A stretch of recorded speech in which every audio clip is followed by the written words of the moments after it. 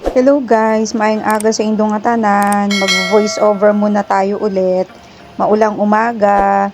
Buenas tardes, mga amigo at amiga. Kamusta po ang inyong umaga? Ayan, papunta po tayo sa dialysis. Mag-aabang tayo ng tricycle. Ayan yung kapaligiran. Maulang umaga. Kahit papaano mababawasan na ang init. Mababasa na ang lupa. Ayan.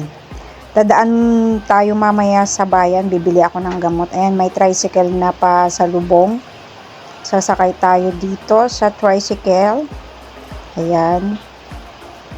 Then, dadaan tayo ng bayan para bumili ng gamot at tinapay para sa aking, para mamaya. Ayan. Ito po ang aking buhay. Yan, dialysis. Tsaka sa bahay, nakakamiss din naman na magtrabaho. Kaya lang, sino ba naman ang tatanggap pa sa amin dahil meron na kaming problema sa katawan. Pinagpipray ko talaga na ako alam ko yung sakit namin ay napakahirap na gumaling. Ang solusyon lamang ay transplant. Pero alam nyo naman na napakahirap na maghanap ng kidney donor. Ayan, aurahan muna tayo. Ayan, nung first year ko sa aking sakit, hindi ko siya i-claim na sakit kasi alam ko gagaling ako. Hindi ka makapag-isip ng maayos. Hindi mo alam kung saan mo kukunin yung paano mo masusustain, masusuportahan yung paggagamot mo. Pero sa awa ng Diyos, 2 taon na ako nagda-dialysis. Si God ang nagpo-provide ng lahat ng mga pangangailangan ko. Nag-aaral yung bunso ko, yung anak kong lalaki ay siya lamang ang nagtatrabaho. Kaya lagi kong ipinagpipray na maging maayos lagi ang kalusugan ng mga anak ko. Ayan, nandito tayo ngayon sa Mercury. Bibili ako ng gamot. Every week, bumibili ako ng gamot. Tsaka mga vitamins. 2 lang naman yung gamot na iniinom ko. Ang karamihan dyan ay vitamins para hindi tayo manghina. Ayan yung kapaligiran natin. Ayan, nakapila na ako dyan. Mag-aantay lang tayo na tatawagin tayo dyan sa pharmacist. Every week ang binibili kong gamot ay umaabot ng 500, 600, depende sa budget ko. Kung wala talagang budget, mga ilang araw lang ang binibili ko. Importante na mayroon akong iniinom araw-araw na gamot. Ang binibili ko dyan yung sa calcium, yung sa dugo, and then yung sa phosphorus. Ayan, aurahan muna tayo kahit na mayroon tayong problema sa katawan. Kailangan pa rin nating umayos-ayos. Kilay is life nga, diba? O diba? Hindi halatang hindi na mo problema. Nandito na nga tayo sa dialysis. Bibili muna kami ng pagkain namin. Hindi ko na pinakita. Nasa baba na yung camera.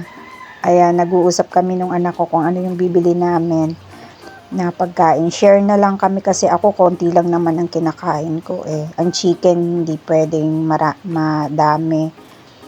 So, yan, namimili kami kung ano yung kakainin namin. Malapit lang yan sa dialysis center.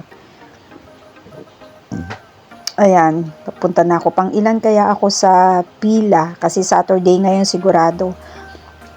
Mga may nauna na yan. Ayan yung kapaligiran ng aming dialysis center. At marami nang nakatambay dyan. Mga marites. Ayan, habang nag-aantay, nagmamaritesan muna. Ayan, pang ilan kaya ako. Ayan, nakapasok na rin ako. Ayan, pang-4 ako sa pila, pero yung 3 nakapasok na kasi may 3 absent. So, pag may absent, pag maaga ka, makakapasok ka agad. So, ako, pang-apat ako, waiting muna ako. Ayan, habang yung machine ay hindi pa nire-ready. Pasok muna tayo. Medyo maulan ngayon at malamig.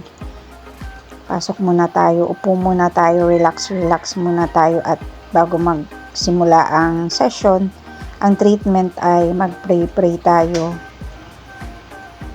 Yan, busy ang mga nurses, ang mga technician. Kasi yung mga nurse nag-determinate ng kanilang mga pasyente, yung mga pang first shift. Yung first shift ay alas 7 nagsisimula. So kami second shift kami 12 ang start. Pero pag maaga ka at may bakante, makakasalang ka ng maaga. So ako ngayon na late ako. So mag-aantay ako ng 12 o kaya matapos yung pag-determinate ng mga nurses sa mga pasyente. Ayan na, tusukan na ako. Pero hindi pa ready yung aking machine. Mag-aantay-antay pa. Ang laki na nga ng ng fistula ko.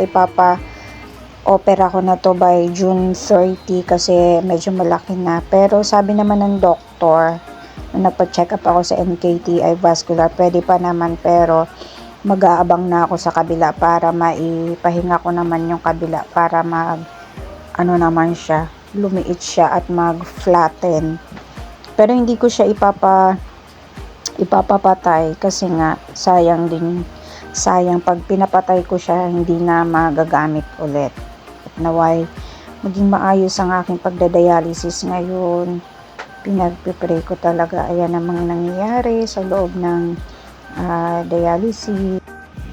Kain tayo guys. Ang ulam ko ay chicken. Ayan, 2 slice na chicken. And then kanin. Ayan, yun yung in-order namin dito malapit lang sa dialysis. Kailangan kumain para hindi ako magka-hypo. Yan, para hindi bumaba yung sugar ko sa katawan kasi nagre-release tayo ng toxin sa katawan. And then guys, yan. Relax na muna tayo. Yan, after kumain. Maging okay yung pagdadialysis ko. Ayan guys, nakaramdam ako ng medyo malamig.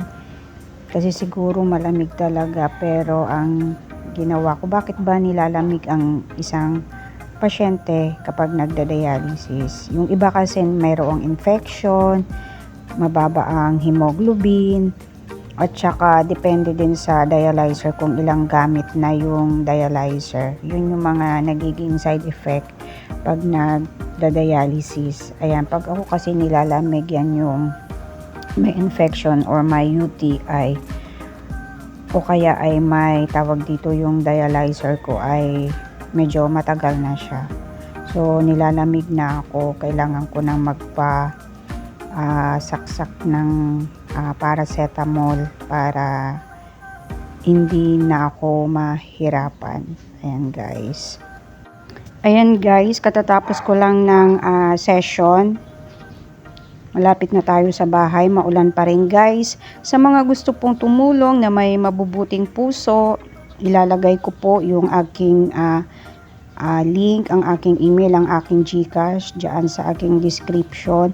At sa mga vlogger po na may mabubuting puso na handang tumulong po sa aming mga maliliit na vlogger, sa aming mga may sakit, naway buksan nyo po ang inyong puso na tulungan po kami. Yan, maraming salamat at God bless po.